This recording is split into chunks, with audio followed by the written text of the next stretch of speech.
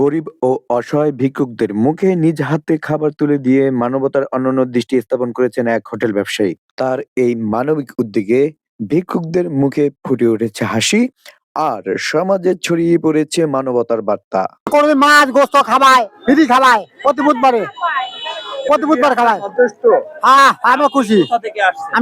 আমি আছি বরগুনাতেন খাবার জন্য। কবে দেয়? প্রতি বুধবারে। টাকা পয়সা নেয়? না এমনিতেই খাবার? এমনিতেই খাওয়ায়। আমরা দাঁড়িয়েছি আমতলী চৌরাস্তা, একেচুর চৌরাস্তা যেটাকে বলে। এখানে প্রতি বুধবার গরিব অসহায় মানুষদের বিনামূল্যে খাবার প্রদান করা হয়।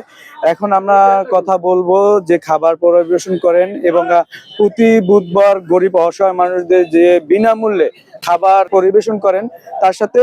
ভাই, আপনার নাম কি? আমার নাম মোহাম্মদ বশির ডিলার। আপনার এই রেস্টুরেন্টের নাম কি? হোটেল সুবর্ণা। আচ্ছা, আপনি কতদিন ধরে এটা করে আসছেন?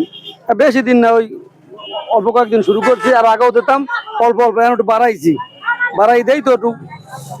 ওটা কামার উপর নির্ভর করে, আল্লাহ দিন ভালো ব্যবসা দেবে এই দিন বেশি খাওয়াম, যদি কম দেয় এই না কম খাওয়াই। আল্লাহ বাড়াই দিলে আবার বাড়াই খাওয়ামু। এখানে কতজন মানুষকে আপনি প্রতি বুধবার এরকমের খাবার দিচ্ছেন? ওই 35, 40, 30 এরকম বিনামূল্যে, কোনো টাকা পয়সা নাই।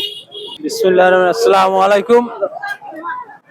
ঐতিহ্যবাহী আমতলী হোটেল সুবর্ণার ডিলার সাহেব জনাব মোহাম্মদ বশিরউদ্দিন সাহেব, ওনার নেতৃত্বে প্রতি বুধবারে এখানে গরিব ও দুস্থ মানুষের ভিতরে খাবার বিতরণ করেন।